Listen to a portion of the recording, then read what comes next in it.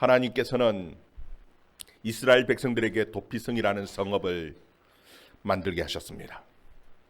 그 도피성이라는 성은 고의로 살인한 자가 아니라 과실로 혹은 사고가 일어났을 경우 그 과실을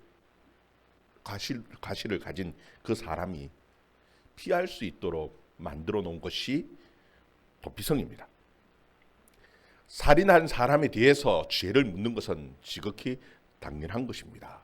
그런데 문제가 되는 것은 고의로 살인을 한 것이 아니라 전혀 생각지도 못한 사고가 일어났을 경우,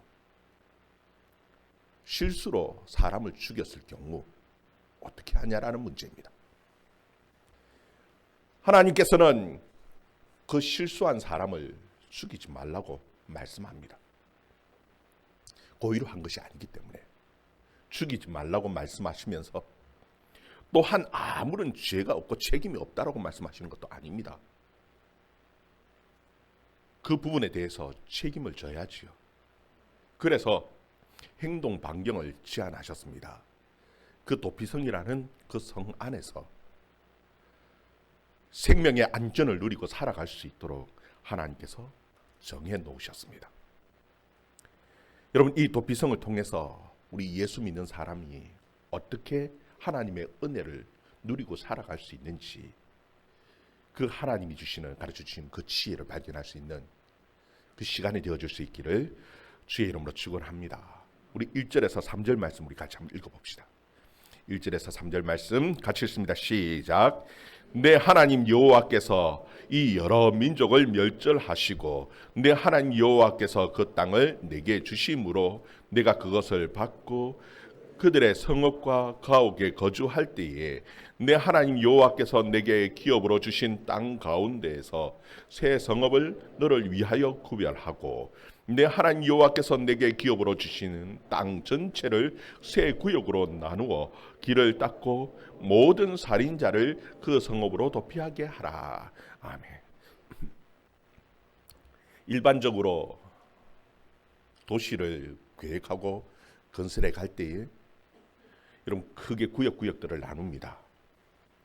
거주할 수 있는 거주지역, 혹은 상업지역, 혹은 공업지역, 녹지지역, 공원지역 이런 식으로 지역들을 나누어서 그렇게 개발을 합니다.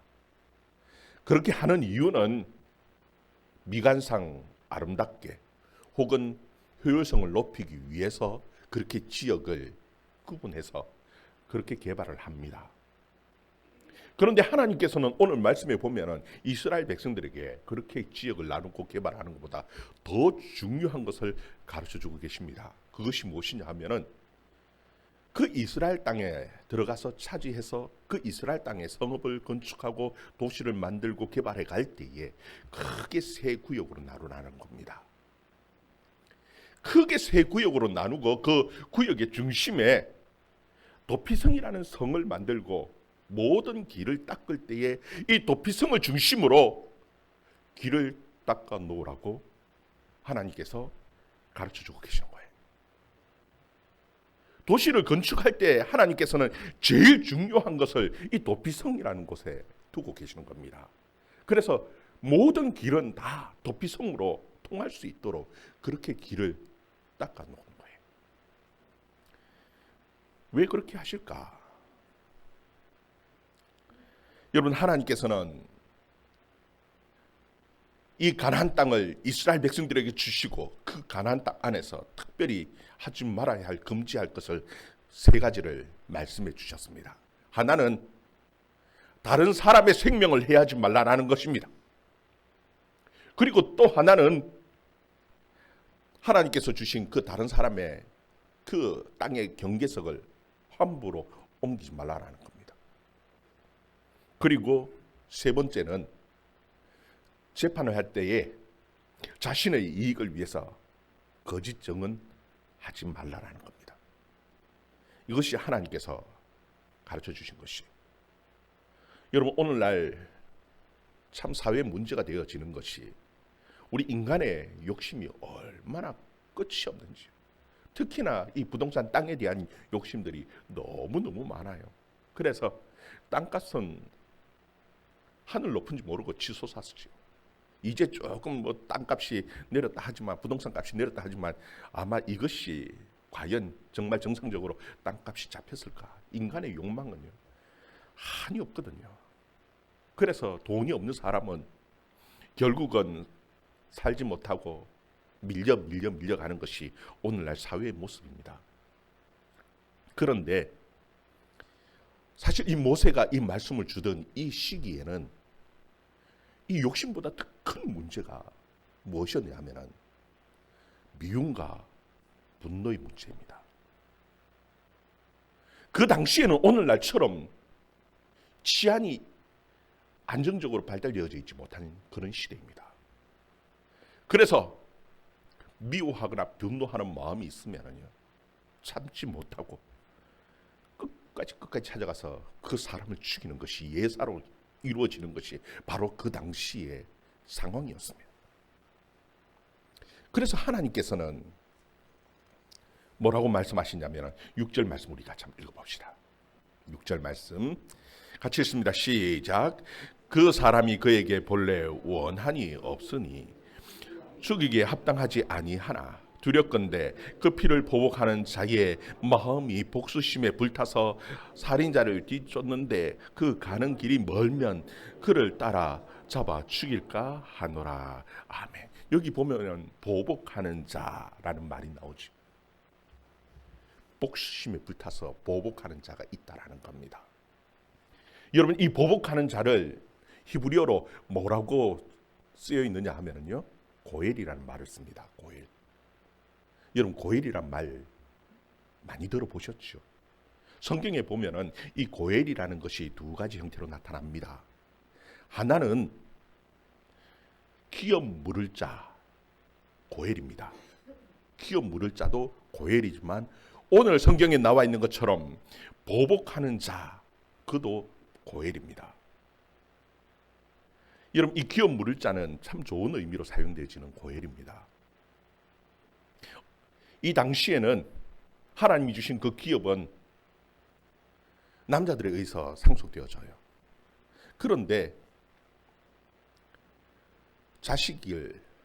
아들을 낳지 못하고 남편이 죽어버렸습니다. 그때는 어떡합니까? 하나님이 주신 그 모든 기업을 다 잃어버릴 그런 상황이에요.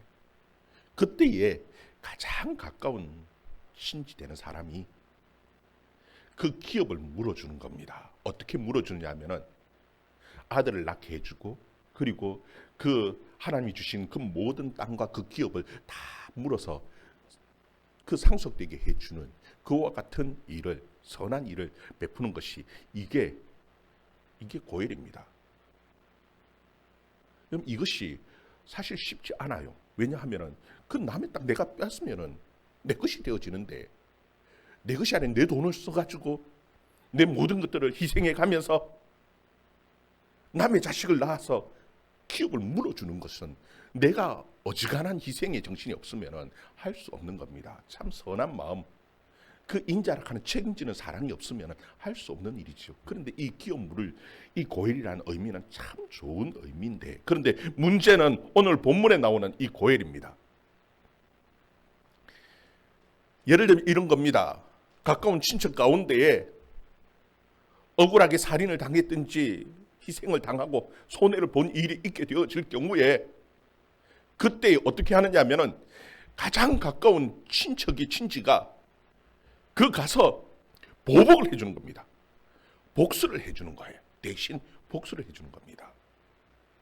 이것도 고엘이었습니다. 기업만 물어주는 것이 아니라 그 억울한 것에 대해서 복수까지 해주는 것, 이것이 고엘이었다는 겁니다. 그런데 이것은 하나님께서 허락하신 제도는 아닙니다. 성경에서 인정해주는 제도도 아닙니다.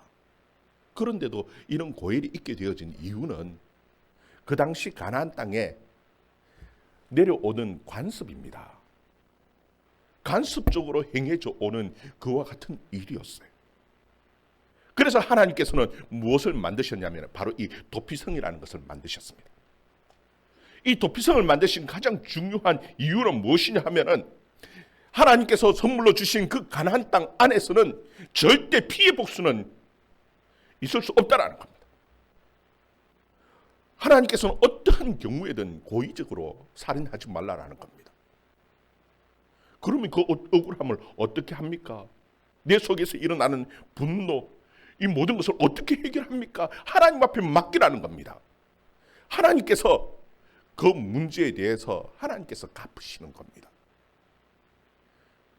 그 모든 분노와 미움의 감정들을 다 하나님 앞에 맡기고 하나님 앞에 맡겨 놓을 때에, 그리고 참을 때에 그 모든 것을 하나님께서 책임져 주시기 때문에 하나님 앞에 맡기고 개인적으로 복수하거나 보복하지 말라는 것이, 이것이 하나님의 뜻이고 그것이 바로 도피성의 의미였습니다.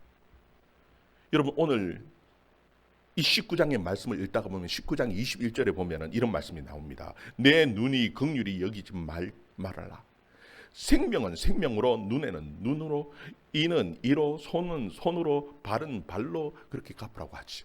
여러분, 이 말씀이 우리는 가끔씩 보면 착각하는 경우들이 있는데, 이것이 무엇이냐면 내가 복수를 하는 데에 눈에 대한 것은 눈으로 갚아야 되고 생명에 대한 것은 생명으로 갚아야 되고 내가 복수를 해야 되는 것처럼 그렇게 이해하는데 절대 그런 말씀이 아닙니다. 그것은 개인적인 복수에 대한 말씀이 아니고 재판에 대한 부분입니다. 재판장이 이 사건에 대해서 판결할 때에 그 죄를 물어야죠. 어떻게 죄를 묻냐면 생명에 대한 것은 생명으로 물어야 되는 것이고요. 이에 대한 것은 이로, 눈에 대한 것은 눈으로, 발에 대한 것은 발로, 손에 대한 것은 손으로.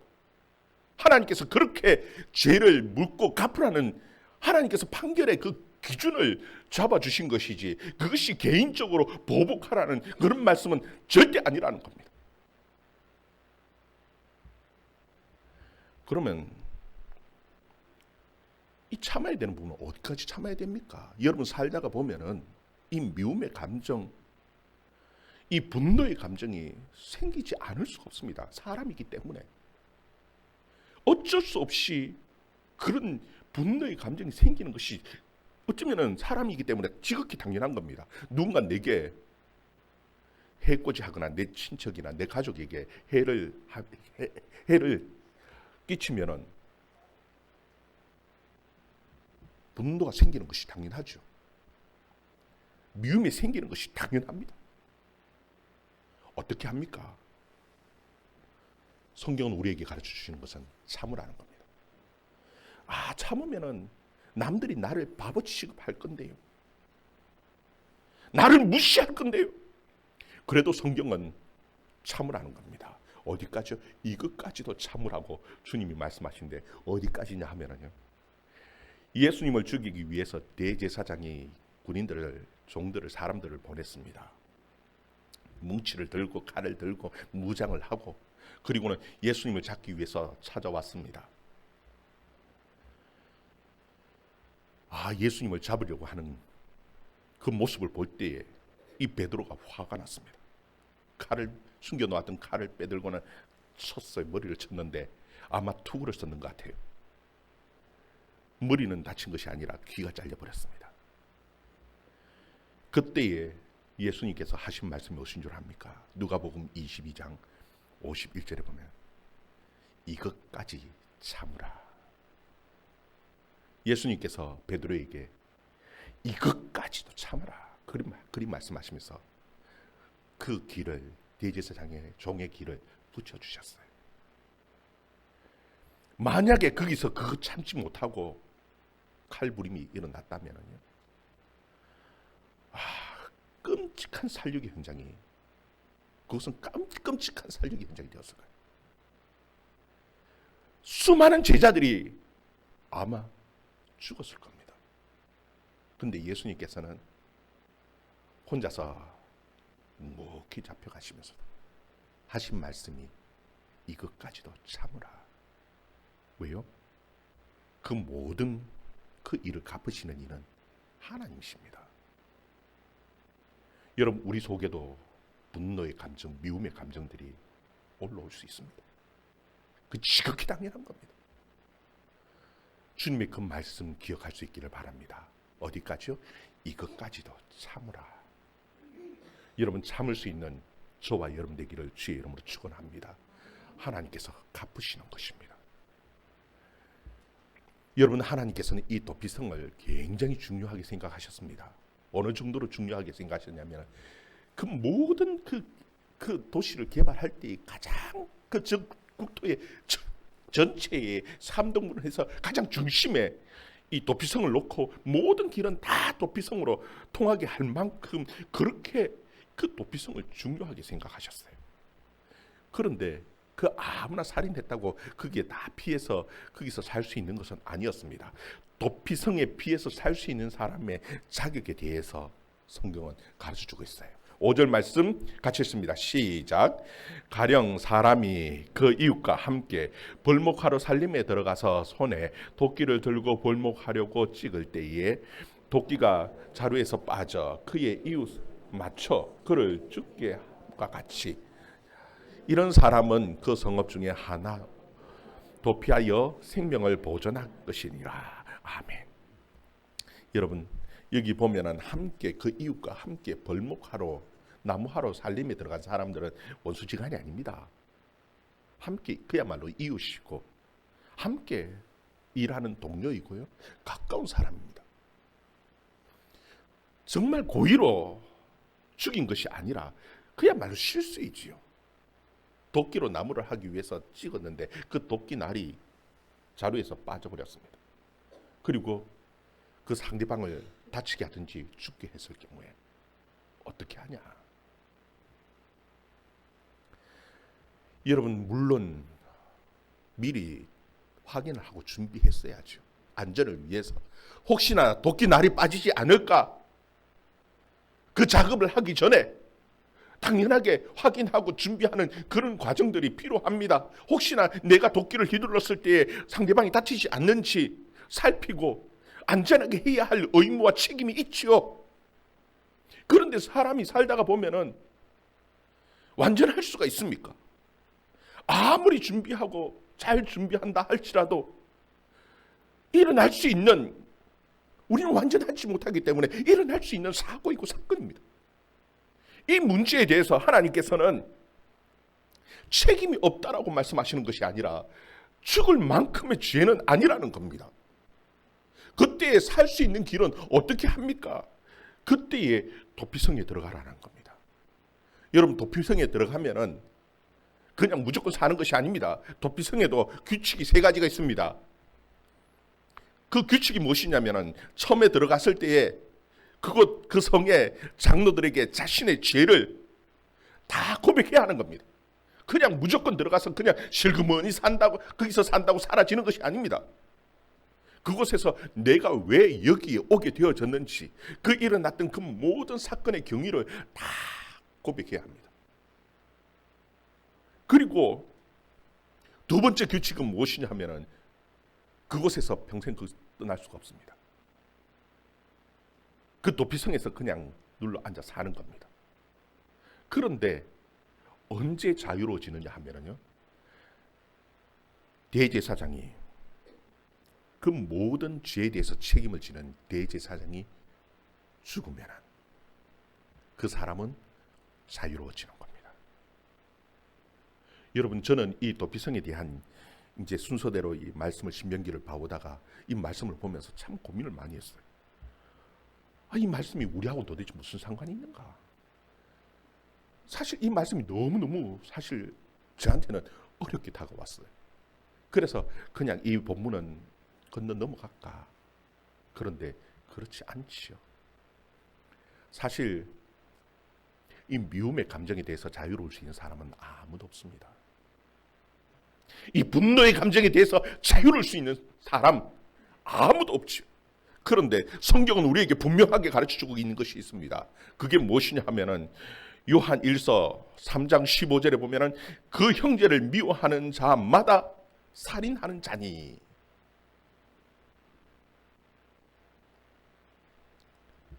영생이 그에게 거하지 아니하리라.